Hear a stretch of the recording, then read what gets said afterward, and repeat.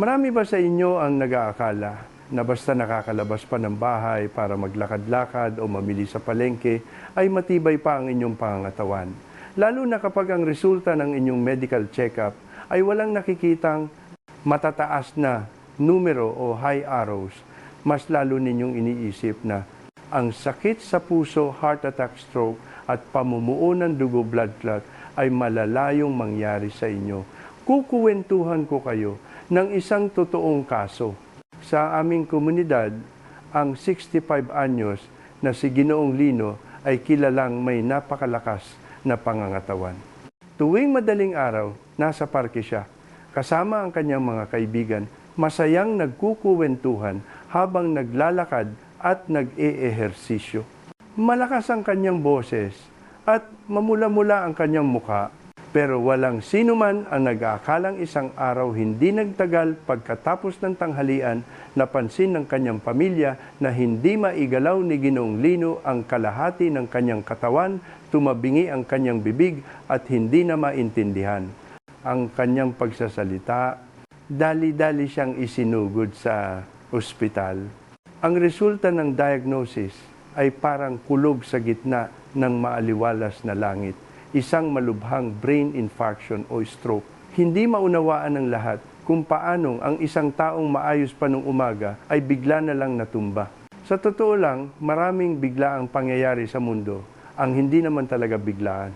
Tulad ng isang malaking tipak ng yelo o iceberg, ang nakikita lang natin sa ibabaw ng tubig ay isang maliit na bahagi, pero ang tunay at malaking panganib ay matagal nang nakatago sa ilalim. Ang blood clot o pamumuo ng dugo, ang tinatawag nating silent killer sa ating mga ugat, ay ganito rin.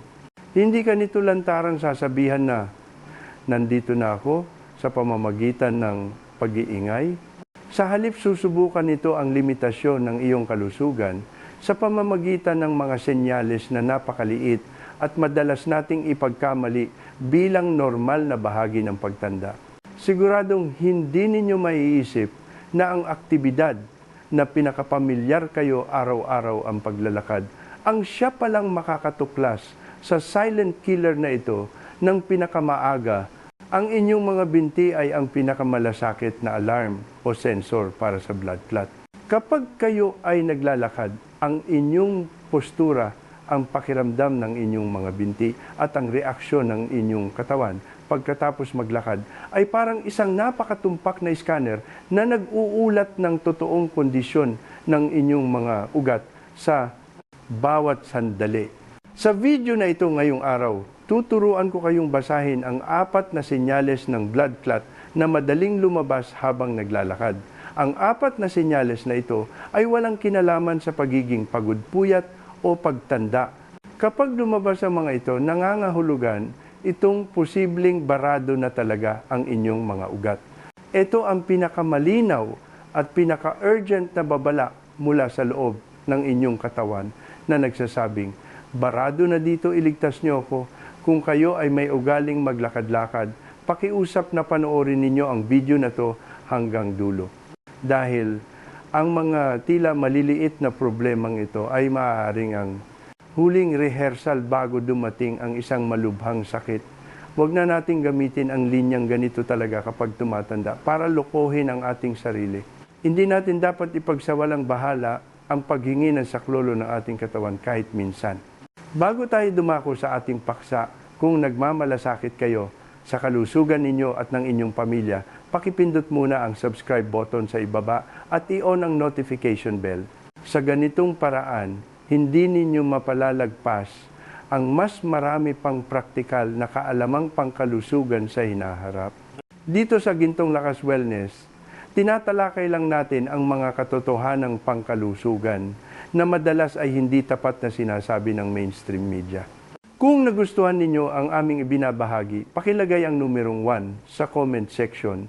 Ito ang pinakamainit na suporta para sa aming patuloy na paggawa ng content. Inaanyayahan din namin kayong magbahagi ng inyong mga pananaw at karanasan sa comment section sa ibaba. Sige, simulan na natin ang paksa ngayong araw.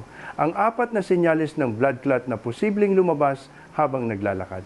Senyales 1, Pagkatapos maglakad, laging namamanas o tumataba ang isang binti. Ito ang senyales na pinakamadaling ipagsawalang bahala. Naranasan na ba ninyo ang ganito? Hindi naman kayo naglakad ng malayo ngayon. Pareho lang ng rutang nilalakaran ninyo araw-araw, parehong oras. Pero pag uwi ninyo sa bahay at pagtanggal ng sapatos ang inyong bukong-bukong, ankle o binte ay misteryosong namaga o tumaba. Namamaga ito at kapag diniinan ng daliri, nagiiwan ito ng malinaw na lubog o ukit na hindi agad bumabalik. Kapag hinawakan, pakiramdam ay banat, mabigat at may kasamang hindi maipaliwanag na ngalay o sakit. Ang unang reaksyon ng marami ay pagod lang ito sa paglalakad. Manas lang to. Ibababad ko lang sa tubig at hihiga, magiging okay din. Kung ganito rin ang iniisip ninyo, nagkakamali kayo ng malaki. Si Ginang Luz, nakakatapos lang magdiwang ng kanyang 60 kaarawan, ay may high blood pressure. Pero kontrolado naman ito. Ang paborito niyang libangan ay ang walang palya na paglalakad sa parke tuwing hapon ng 40 minuto. Pero nitong nakaraang buwan, napansin niyang ang kanyang kaliwang bukong-bukong ay laging namamanas na parang monay pagkatapos maglakad at sumisikip ang kanyang sapatos. Naisip niya na siguro ay dahil tumatanda na siya at humihina na ang kanyang mga binti, kaya hindi niya ito pinansin. Hanggang sa isang beses hindi lang namaga ang paa niya, kundi nakaramdam din siya ng tila tinutusok na sakit. Noon lang siya dinala ng kanyang mga anak sa ospital. Nang suriin ang kanyang ugat gamit ang ultrasound, natuklasan na mayroon siyang deep vein thrombosis, DVT, o pamumuo ng dugo sa malalalim na ugat. Barado ang ugat sa kanyang kaliwang binti. Mabuti na lang at naagapan. Kung natanggal ang namuong dugo at pumunta sa bagay iyon, ay magiging pulmonary embolism na nakamamatay. Ano ba ang prinsipyo nito? Sa totoo lang, madali itong intindihin. Isipin ninyo ang mga ugat veins sa ating binti bilang isang one-way street o isahang daan na responsable sa pagbabalik ng dugo papunta sa puso. Kapag nagkaroon ng harang o blood clot sa daanang ito, ang daan ng dugo pauwi sa puso ay nababarahan. Dahil hindi makabalik ang dugo, mapipilitan itong maipon sa iisang lugar. Ang maraming likido ay tatagos mula sa ugat papunta sa mga tissue, kaya natural na mamamaga ang inyong binti. At habang naglalakad tayo, bumibilis ang tibok ng puso at sirkulasyon ng dugo para itong pagdadagdag ng mas maraming sasakyan sa kalsadang barado na. Ang resulta, mas lalong titindi ang traffic o bara kaya natural na mas mabilis at mas halata ang pamamaga. Kaya pakiusap, suriing mabuti ang pagkakaiba ng pamamaga dahil sa blood clot kumpara sa karaniwang pamamaga dahil sa pagod. Kadalasan ay unilateral o sa isang side lang. Ang pamamaga dahil sa blood clot ay karaniwang nangyayari sa isang binti lang. Bihirang mangyari na sabay na mamaga ang dalawang binti ng parehong-pareho. Kung napapansin ninyong laging isang paa o binti lang ang namamaga at yung isa ay okay naman, dapat maghinala na kayo agad. May kasamang pananakit o banat na pakiramdam. Hindi lang basta maga, mararamdaman ninyong banat ang balat at may sakit o ngalay sa loob. Minsan masakit kapag pinipisil ang binti, calf. Pagbabago ng kulay ng balat.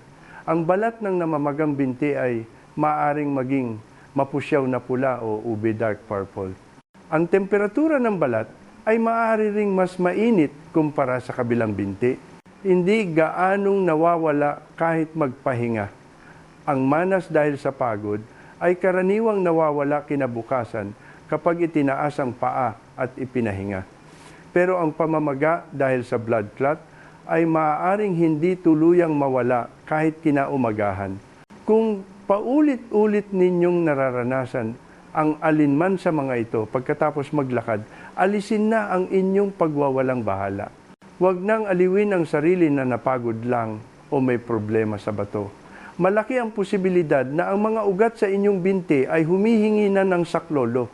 Ang pinakamainam na responsibilidad sa sarili ay ang magpa-check up agad sa vascular surgery o specialist sa mga ugat.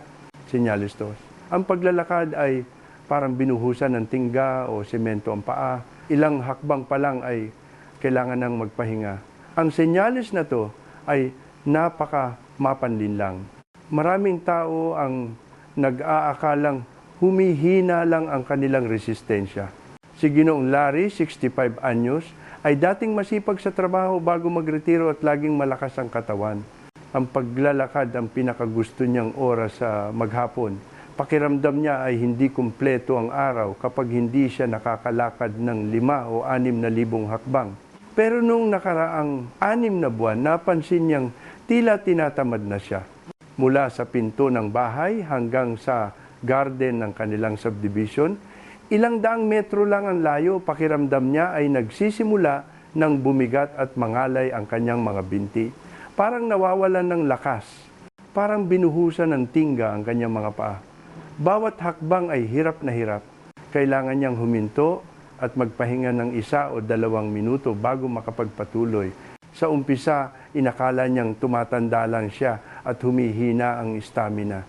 Dagdag pa ang init ng panahon, inisip niyang normal lang na mapagod agad. Pero lumala ang problema. Hindi lang bumibigat ang binti, sinasamahan pa ito ng mabilis na tibok ng puso, kapos na paghinga at paninikip ng dibdib. Dito na siya nakaramdam na may mali. Hindi ito simpleng pagod. Ito ay isang uri ng sakit na pagkapagod. Sa pilit ng kanyang pamilya, nagpa-check up siya sa ospital. Ang resulta, meron ding lower extremity arterial thrombosis o pagbara sa arterya ng binti. Ang ating mga kalamnan muscle sa binti ay parang makina. Kapag gumagalaw, kailangan nito ng maraming dugo para magdala ng oxygen at enerhiya. Ang malusog na ugat ay parang maluwag na highway. Tuloy-tuloy ang supply ng dugo. Pero kapag may roadblock o blood clot sa ugat ang highway, ay nagiging masikip na daan sa baryo. Kapag nagsimula kayong maglakad, sisigaw ang muscles ng binti. Kailangan ko ng mas maraming dugo. Pero dahil barado ang ugat, kulang na kulang ang supply. Dahil kulang sa dugo at oxygen ang muscles, magpoprotesta ito sa pamamagitan ng pamamanhid, pangangalay at sakit na pipilit sa inyong huminto. Kapag huminto kayo para magpahinga, bababa ang pangangailangan ng muscle sa dugo. Ang kakaunting supply ay nagkakasya na muli, pansamantala kaya nawawala ang sakit. Ang ganitong pakiramdam na lakad hinto na may kasamang bigat ay may malaking kaibahan sa ordinaryong pagod. Pakiusap, maging alerto sa mga sumusunod. Regular itong lumalabas. Hindi ito random. May pattern ito. Halimbawa, tuwing makakalakad kayo ng parehong distansya, ilang daang metro o ilang dosenang metro, laging lumalabas ang sintomas. Nawawala kapag nagpapahinga. Ang pinakakatangian nito ay basta huminto kayo sandali, mababawasan o mawawala ang sakit at makakalakad ulit kayo. May kasamang ibang sintomas.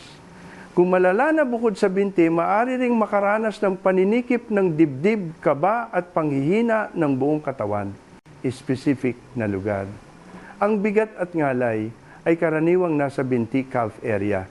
Kaya wag nang isisi sa katandaan ang hindi paglakad ng maayos.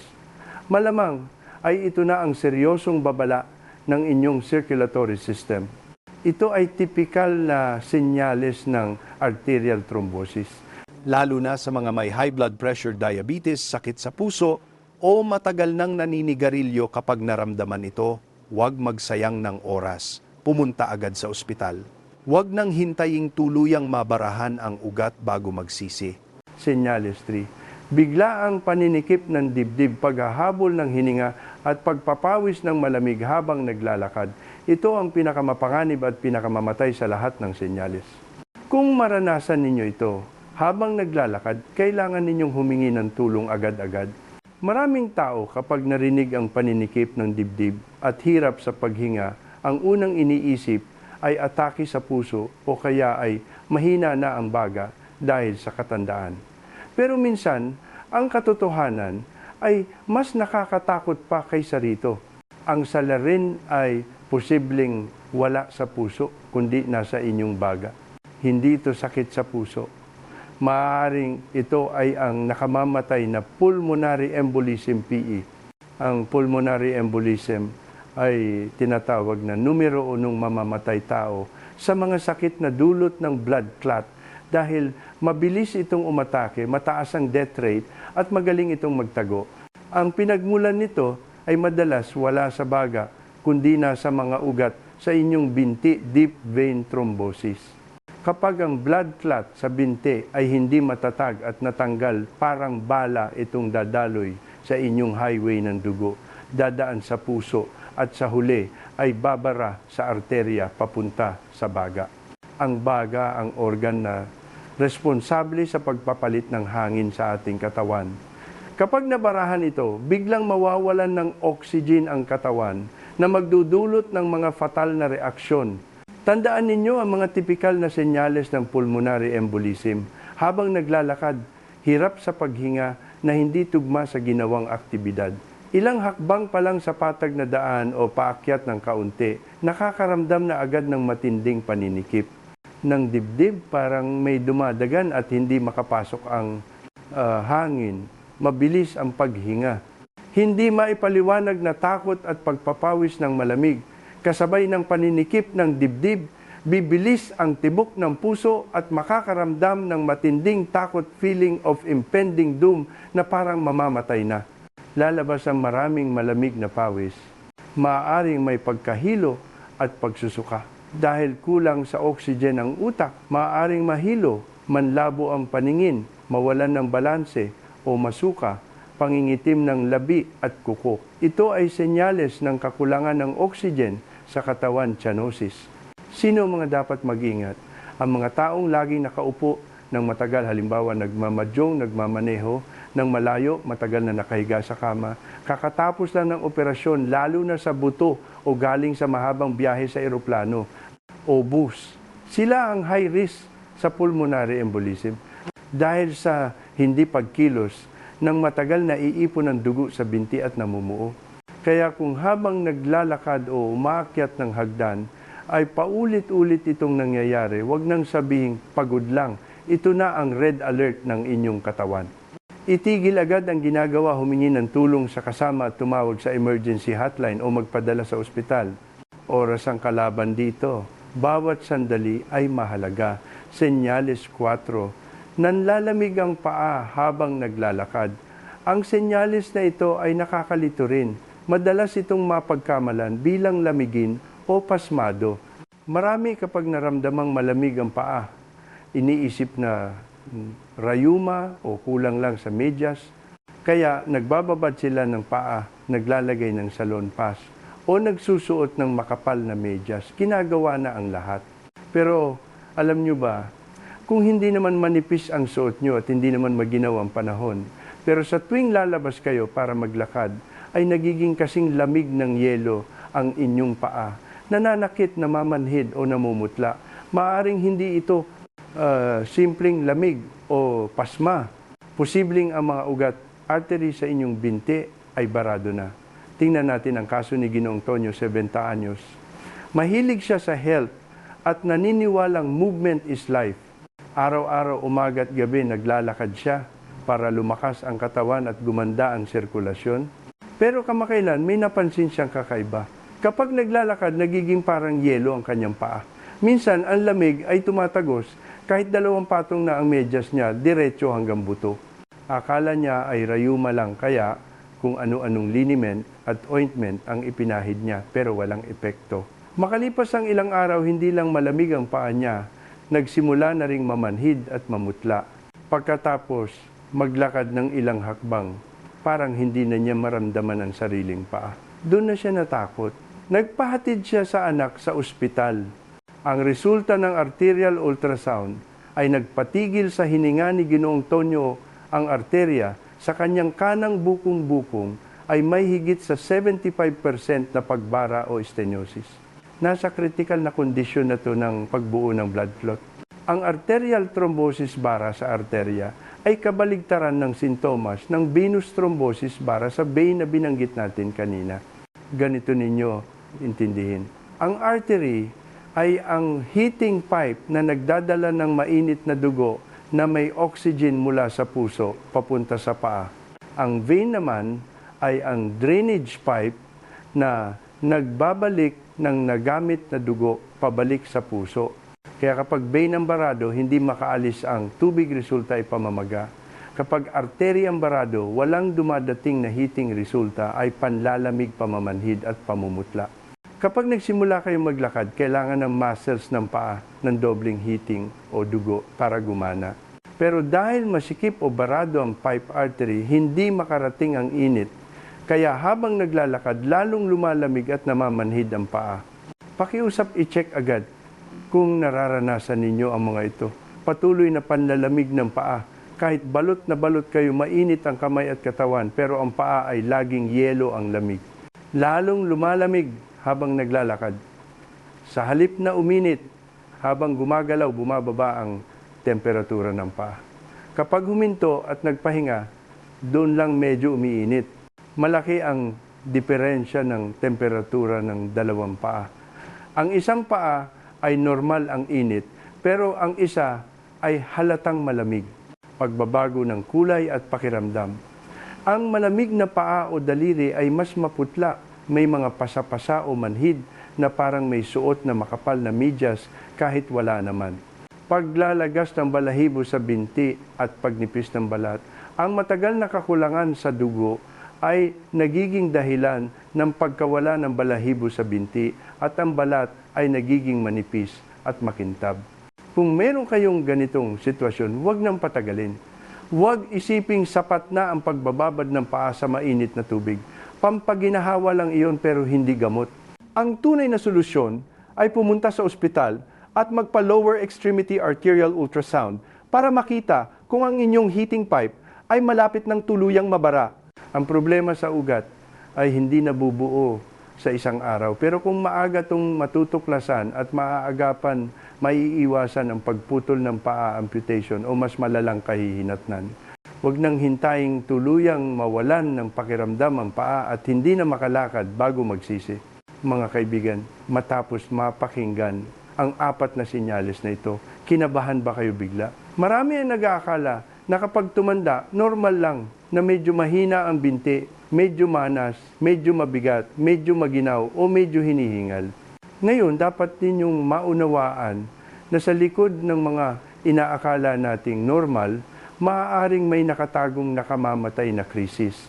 Ayon sa global statistics, mahigit 10 milyong tao bawat taon ang namamatay dahil sa mga sakit na dulot ng blood clot tulad ng heart attack, stroke at pulmonary embolism. At ang nakakalungkot, karamihan sa mga trahedyang ito ay maaari sanang maiwasan kung natuklasan lang ng maaga. Ang pagbuo ng blood clot ay hindi isang iglap lang. Ito ay dahan-dahang proseso ng pagbara sa ating mga ugat. At ang mga senyales ng pagbarang ito ay totoong nakatago sa bawat hakbang ninyo habang naglalakad. Mga kaibigan, dito nagtatapos ang ating pagbabahagi ngayong araw. Bilang panghuli, mabilis nating balikan ang buod ng ating tinalakay para sa inyong sariling pagsusuri ang 4 na senyales ng blood clot na lumalabas habang naglalakad, senyales ng pamamaga, pagkatapos maglakad ang isang binti o bukong-bukong ay namamanas ng walang dahilan at may naiiwan na. Lubog kapag diniinan. Senyales ng bigat, di pa nakakalayo ay bumibigat na ang binti na parang may kadena, kailangang huminto at magpahinga para guminhawa. Senyales ng paghingal, kaunting galaw lang ay naninikip na ang dibdib, kinakapos ang hininga at pinapawisan ng malala. Senyales ng panlalamig, kahit balot sa damit, lalong lumalamig ang paa habang naglalakad, namamanhid at nagbabago ang kulay. Kung kayo o ang inyong pamilya ay nakakaranas ng alinman sa mga ito habang naglalakad, pakiusap, huwag ninyong gamitin ang mga salitang matanda na o pagod lang bilang dahilan. Malaki ang posibilidad na blood clot na ito. Ang inyong mga ugat ay nagpapadala na ng huli at pinaka-urgent na paghingi ng saklolo. Ang aktibong pagpapahalaga sa pagbabago ng katawan ay hindi pagiging praning, kundi ang pinakamatalino at positibong pamamahala sa sariling buhay. Umaasa ako na lahat tayo ay magkaroon ng malusog na mga binti para makapaglakad sa mahabang landas ng buhay. Sana ay nakatulong ng totoo ang video na ito sa inyo at sa kalusugan ng inyong pamilya. Kung sa tingin ninyo ay may natutunan kayo, huwag kalimutang i-like, mag-subscribe at i-share ito sa mga taong mahalaga sa inyo. Ikalat natin ang karunungan sa kalusugan. Ako po si Dr. James Reyes. Magkita-kita tayong muli sa susunod na video ng Gintong Lakas Wellness.